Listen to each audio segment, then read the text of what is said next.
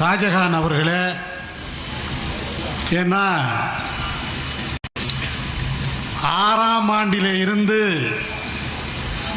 பாபா அவர்கள் இறந்து 6ஆம் ஆண்டிலே இருந்து நானே இங்கே வந்து உட்கார்ந்து இந்த நிகழ்வை கிட்டத்தட்ட ஒரு 20 ஆண்டு காலம் நடத்தி இருக்கிறேன்.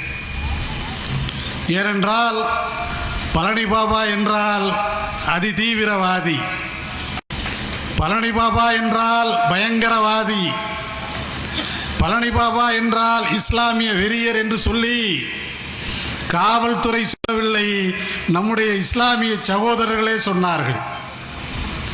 ஏன் உனக்கு இந்த வேண்டாத வேலை என்று சொல்லி அந்த நிகழ்வை நடத்துவதற்கு, அதிலே பங்கேற்பதற்கு பயந்தார்கள். அப்படிப்பட்ட சூழலிலே கிட்டத்தட்ட 20 ஆண்டு காலம் நானே இங்கே வந்து உட்கார்ந்து இந்த நிகழ்வை நடத்தி இருக்கிறேன். ஆனால் முதலிலே உனக்கு வயதாகிவிட்டது, இனிமேல் அந்த பொறுப்பு தேவையில்லை என்று சொல்லி திருப்பூர் மாவட்டமும் கோவை வடக்கு மாவட்டமும் அந்த பொறுப்பை கையிலே எடுத்துக்கொண்டு நாங்கள் நடத்துகிறோம் என்று மிக தைரியமாக சிறப்பாக இந்த நிகழ்வை நடத்தி இருக்கிறார்கள். அதற்காக அவர்களுக்கு என்னுடைய மகத்தான நன்றியை முதலிலே உரித்தாக்கிக் கொள்ளுகிறேன்.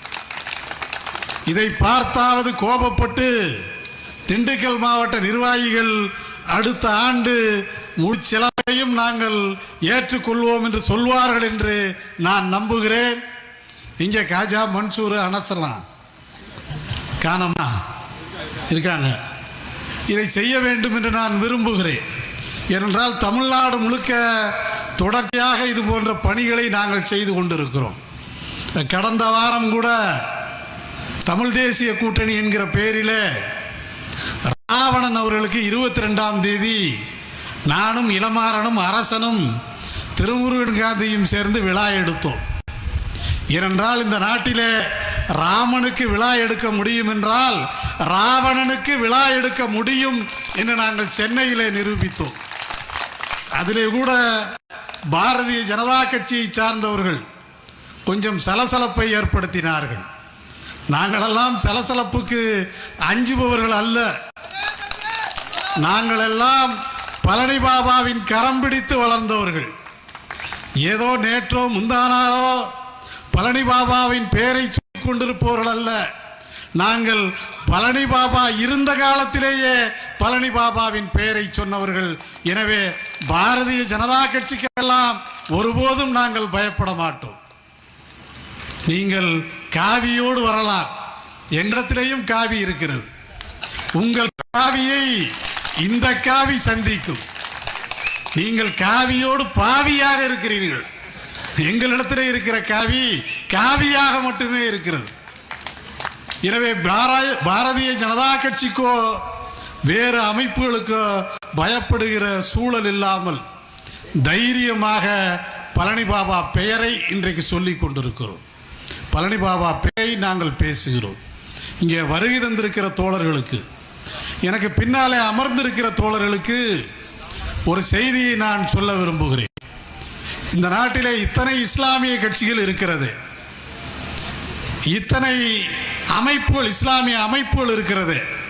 உங்களுக்கும் அவர்களுக்கும் என்ன வித்தியாசம்? இதைத்தான் எல்லோரும் கேட்கிறார்கள். எங்களுக்கும் அவர்களுக்கும் ஒரே வித்தியாசம்தான். முஸ்லிம்களால் மட்டுமே அதிகாரத்துக்கு வந்துவிட முடியும் என்று அவர்கள் சொல்லுகிறார்கள். முஸ்லிம்களால் மட்டும் அதிகாரத்துக்கு வர முடியாது. இதோ அமர்ந்திருக்கிறார்களே, இவர்களையெல்லாம் சேர்த்து கொண்டுதான் அதிகாரத்துக்கு வர முடியும் என்று நான் சொல்லுகிறேன். யாராவது முதலமைச்சராகிவிட மாட்டார்களா? ஒரு சீட்டு 2 சீட்டு தரமாட்டார்களா? அவர்கள் காலடியிலே தவள மாட்டோமா என்று அவர்கள் நினைக்கிறார்கள். நான் இந்த தேசத்தின் முதலமைச்சரை உருவாக்குகிற இடத்திலே இருக்க வேண்டும் என்று விரும்புகிறேன். எனவே எனக்கும் அவர்களுக்குமான தூரம் கொஞ்சம் அதிகமாகத்தான் இருக்கிறது. எனவே அவர்களுக்கும் எங்களுக்கும் ஏராளமான வித்தியாசம் இருக்கிறது. உங்களை ஓட்டு போடுகிற இயந்திரமாக மட்டும் நான் பார்க்கவில்லை. நீங்கள் முதலமைச்சரை உருவாக்குவதற்கான இயந்திரங்களாக நான் பார்க்கிறேன். எனவே நிச்சயமாக எங்களுக்கும் அவர்களுக்கும் வேறுபாடு உண்டு. என்ன, நாங்கள் வளர்வதற்கு கொஞ்சம் காலமாகும், கொஞ்சம் கொஞ்சமாக வளர்வோம். நான் இல்லை என்றால் எனக்கு பின்னாலே சண்முகராஜா இருக்கிறார், சண்முகராஜா இல்லை என்றால் எனக்கு பின்னாலே ஆதி திராவிடர் இருக்கிறார், இவர்கள் இல்லையா நஜ்முதீன் இருக்கிறார், அவர்களும் இல்லையா ஒயிட் பாஷா, ஷாஜகான், யூசுப் ராஜா, நம்முடைய அருமை சகோதரர் இணையதள பொறுப்பாளர் ஷரீப் ராசிக் போன்றவர்கள் எல்லாம் இருக்கிறார்கள். யாரும் இங்கே இருக்கிற ஒவ்வொரு மனிதனும் எந்த பதவிக்கும் ஆசைப்பட்டு எங்களோடு வரவில்லை. நான் போகிற சிறைச்சாலைக்கெல்லாம் நாங்களும் வருகிறோம் என்றுதான் அவர்கள் இங்கே வந்திருக்கிறார்கள். அன்பு சகோதரர்களே, பழனி பாபா என்கிற அந்த மகத்தான மனிதருடைய கண்டுபிடிப்பு தான் சமூகங்களின் கூட்டமைப்பு.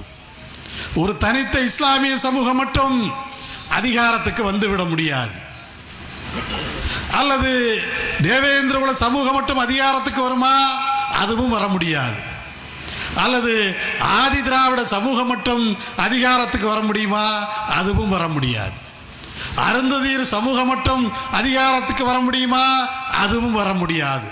எனவே பாபா கண்டுபிடித்த ஃபார்முலா தான் அரசியல் கட்சிகளை தாண்டி சமூகங்களின் கூட்டமைப்பு. அதை உருவாக்குகிற முயற்சியிலே தான் எங்களை போன்றவர்கள் இருக்கிறோம். வெற்றி பெறுகிறோமா இல்லையா என்பதல்ல, ஆனால் எங்களுக்கு தெரியும் எல்லா எண்ணிக்கையும் ஒன்றிலே இருந்துதான் தொடங்குகிறது. ஸ்டார்டிங் ஒன்று தான். எடுத்த உடனே 100 இல்லை, எடுத்த உடனே 1000 இல்லை, எடுத்த உடனே 10,000 இல்லை, எல்லா எண்ணிக்கைகளும் ஒன்றிலே இருந்துதான் தொடங்குகிறது. அந்த ஒன்றாக நாங்கள் இருப்போம் என்பதில் உறுதியாக இருக்கிறோம். இதைத்தான் பழனி பாபா சொன்னார். நீ திமுகவை நம்பி உபயோகம் இல்லை, நீ அதிமுகவை நம்பி உபயோகம் இல்லை, நீ காங்கிரஸை நம்பி உபயோகம் இல்லை, எந்த அரசியல் கட்சியையும் நம்பி இனிமேல் உபயோகம் இல்லை, சமூகங்களின் கூட்டமைப்பை உருவாக்கு என்று சொன்னார். இதைத்தான் தமிழக மக்கள் ஜனநாயக கட்சி இன்றைக்கு தமிழ்நாட்டிலே செய்து கொண்டிருக்கிறது. மெல்ல மெல்ல நாங்கள் வளர்கிறோம், ஆனால் உறுதியாக நாங்கள் வளர்கிறோம், வளர்வோம் என்பதிலே யாருக்கும் எந்த சந்தேகமும் இருக்க வேண்டாம். அதனால்தான் இந்த நாட்டில் இருக்கிற ஒடுக்கப்பட்ட சமூக மக்களை, மிக பிற்படுத்தப்பட்ட சமூக மக்களை ஒன்றிணைத்து அதிகாரத்தை நோக்கிய பயணத்தை நாங்கள் இன்றைக்கு தொடங்கி இருக்கிறோம். நான் ஒன்றுமில்லை, உங்களோட எப்போதும் கேட்கறதை தான் கேட்குறேன். இந்த நாட்டில் எடப்பாடி பழனிசாமி முதலமைச்சராகலாம், அதுக்கு எதுவும் தடை இருக்குதா? இல்லை. ஸ்டாலின் முதலமைச்சராகலாம், அதற்கு ஏதாவது தடை இருக்கிறதா? இல்லை. இந்த நாட்டில் பன்னீர்செல்வம் முதலமைச்சராகலாம், அதற்கு ஏதாவது தடை இருக்கிறதா? இல்லை. ஏன், நாளைக்கு விஜய் வந்தால் கூட தமிழ்நாட்டிலே முதலமைச்சராகலாம். நான் கேட்பதெல்லாம், இவர்களுக்கெல்லாம் முதலமைச்சராகிற தகுதி இருக்கிற போது எனக்கும் உங்களுக்கும் ஏன் அந்த தகுதி இல்லை என்றுதான் நான் கேட்கிறேன். நான் பாபா காலத்திலிருந்து இதை கேட்கிறேன். எனக்குரிய பங்கை யார் கொடுத்தாலும் அவர்களோடு நிற்பதற்கு நான் தயாராக இருக்கிறேன், அவ்வளவுதான். என்னுடைய ஷேர் என்ன, அதிகாரத்தில் என்னுடைய பங்கு என்ன, அமைச்சரவையில் என்னுடைய பங்கு என்ன, இவற்றையெல்லாம் நீங்கள் தருவதாக சொன்னால் இஸ்லாமிய சமூகமோ தலித் சமூகமோ உங்களுக்கான வாக்கை நீங்கள் கொடுக்கலாம்.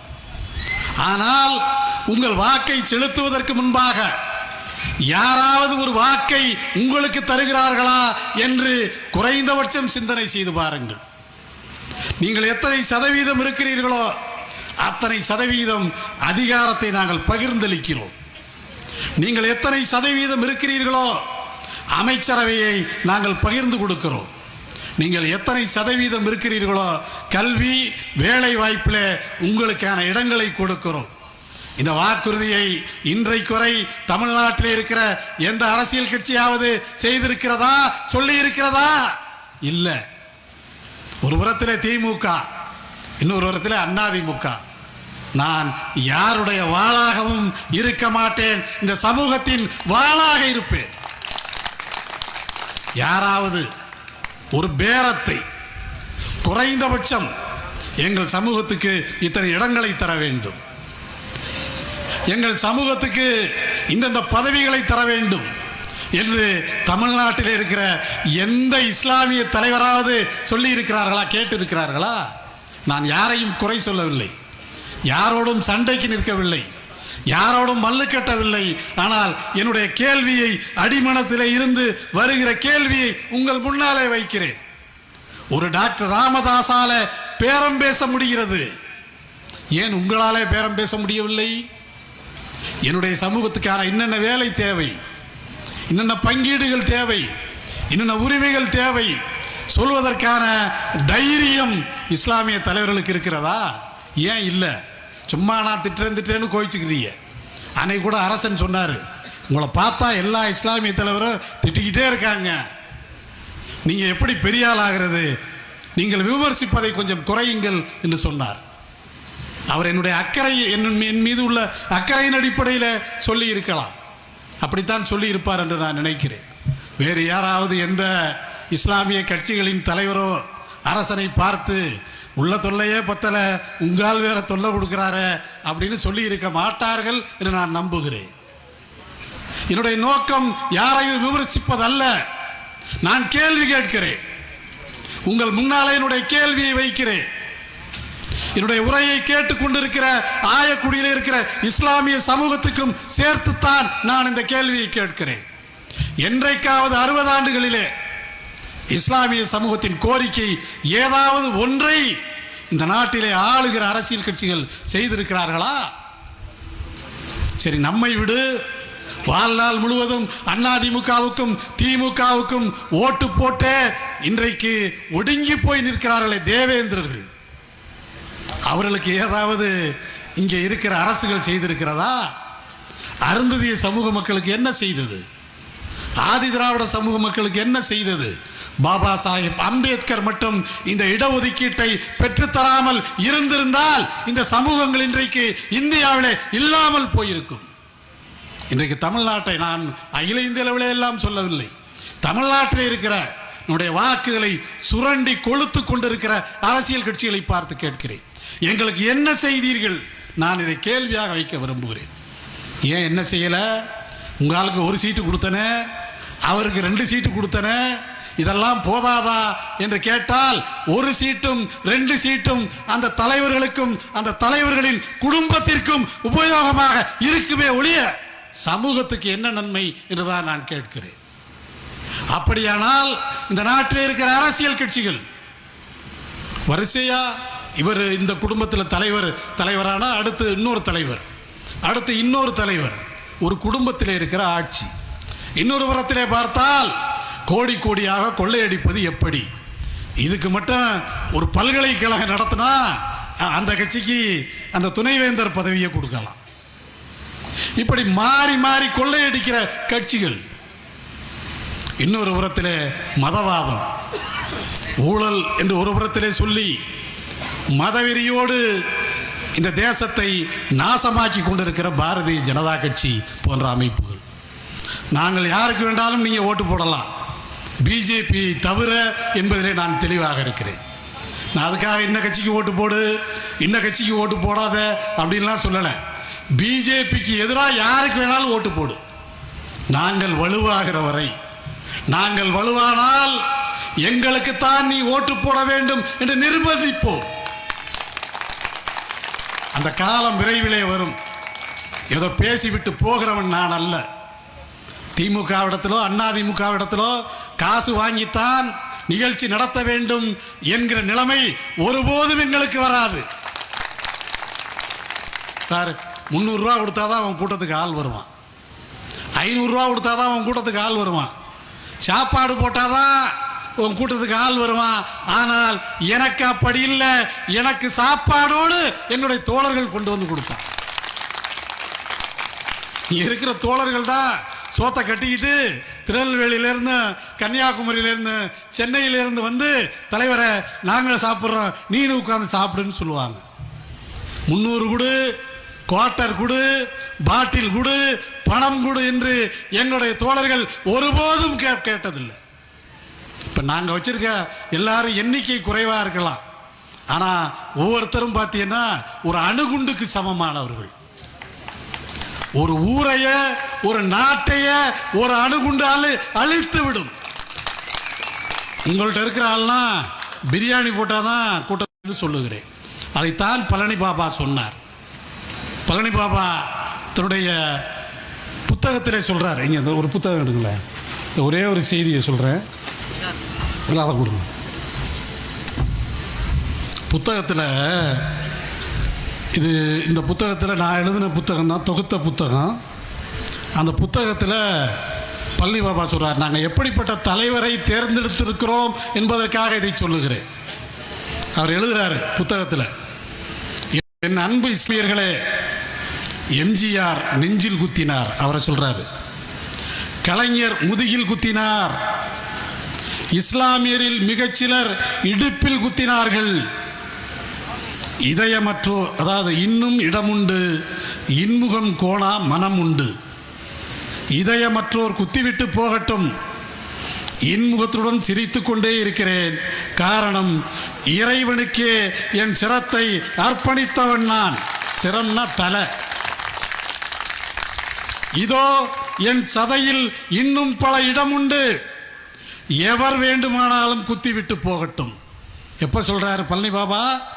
1990 திருச்சி மத்திய சிறையில் இருந்தபோது பழனி பாபா எழுதிய கடிதம். 1997 சரியாக 7 ஆண்டுகள் கழித்து அவருடைய உடலில் பல இடங்களில் வெட்டியும் குத்தியும் அவரை கொலை செய்தார்கள். அவருடைய மரணம் எப்படி வேண்டும் என்று அவர் விரும்பினார். என்னுடைய மரணம் இப்படித்தான் இருக்க வேண்டும் என்று ஆண்டவனிடத்தில் இறைஞ்சினார். எல்லாரும் நம்ம என்ன கேட்போம்? வெள்ளிக்கிழமை ஜும்மாவுக்கு போனாலும் சரி, இல்லை பள்ளிவாசலில் தொழுக போனாலும் சரி, இன்னும் கொஞ்சம் பேர் தர்காக்கல்ல போய் கையை நீட்டி, அவுளியாவே எனக்கு அதை கொடு இதை கொடு, ஆண்டவனே என் 3வது பொண்ணுக்கு நான் கல்யாணம் பண்ணணும், அதுக்கு தேவையான பணத்தை கொடு, அல்லது என் வியாபார விருத்தி அடைய வேண்டும். இப்படித்தான் உலகம் முழுவதும் இருக்கிற இஸ்லாமிய சமூகம் பள்ளிவாசல்களிலே தங்களுடைய வேண்டுதலை சொல்லுகிறது. ஆனால் வரலாற்றிலேயே முதன் முறையாக ஒரு மகத்தான மனிதன் தன்னுடைய சாவு எப்படி இருக்க வேண்டும் என்று விரும்பினானோ அந்த மரணம் அந்த மனிதனுக்கு கிடைத்தது. எனவே அருமை சகோதரர்களே, அப்படிப்பட்ட மரணத்தை விரும்பி ஏற்ற ஒரு மகத்தான மனிதனை தலைவனாக ஏற்றவன் நான். எனவேதான் நான் கேள்வி கேட்கிறேன். அருமை தோழர்களே, இஸ்லாமிய அமைப்புகளின் தலைவர்களே, இந்த உலகத்தை பொறுத்தவரை இஸ்லாம் என்ன சொல்லுகிறது? தங்கி போகிற இடம், அவ்வளவுதான். இடைத்தங்கல் முகாம். இப்போ இலங்கை அகதிகள் துரத்தி விட்டவன திருச்சியில் வந்து தங்கிட்டு போகிறாங்கல்ல, அது மாதிரி இது இடைத்தங்கல் முகாம் இஸ்லாமியர்களை பொறுத்தவரை. இன்னொரு வாழ்வு இருக்கிறது என்று நம்பினால்தான் அவன் இஸ்லாமியன். அதைத்தான் பழனி பாபா மிக தெளிவாக சொல்லுகிறார். எனக்கு இன்னொரு வாழ்வு இருக்கிறது, இதை பற்றி நான் கவலைப்படவில்லை. இந்த சமூகத்துக்காக கத்தி கத்தி செத்து போவேன் என்றால் கடைசியிலே கத்தியினாலும் அறிவாளாலும் வெட்டுப்பட்டு மறைந்து போனார். எனவே அப்படிப்பட்ட தியாகிகள் தலைவர்களாக இங்கே கிடைக்க மாட்டார்கள். இப்போ தேவேந்திர சமூகத்துக்கு இமானுவேல் சேகரன் கிடைத்தார். அதுபோல் இஸ்லாமிய சமூகத்துக்கு ஒரு பழனி பாபா கிடைத்தார். அந்த பழனி பாபா மறைந்திருக்கலாம், ஆனால் நம்முடைய திருவடிக்குடில் சுவாமிகள் சொன்னார்களே, அதுபோல நீங்கள் ஒவ்வொருவரும் பழனி பாபாவாக இருக்கிறீர்கள். எனவே அருமை சகோதரர்களே, தேர்தலை பொறுத்தவரை, ஏன்னா அடுத்த நாடாளுமன்ற தேர்தல் வரப்போகுது, அது முடிந்துதான் அடுத்தாற்போல பாபா நிகழ்ச்சி நடக்கும். அந்த தேர்தலிலே உங்களுக்கு நான் சொல்வது, இந்த தேசத்திலே இருந்து பிஜேபி மண்ணோடும் மண்ணடி வேரோடும் தூக்கி எறியப்பட வேண்டும். அதற்காக யார் அந்த முயற்சியிலே ஈடுபட்டாலும் நாம் துணை நிற்க வேண்டும். இப்பொழுதைக்கு அவ்வளவுதான்.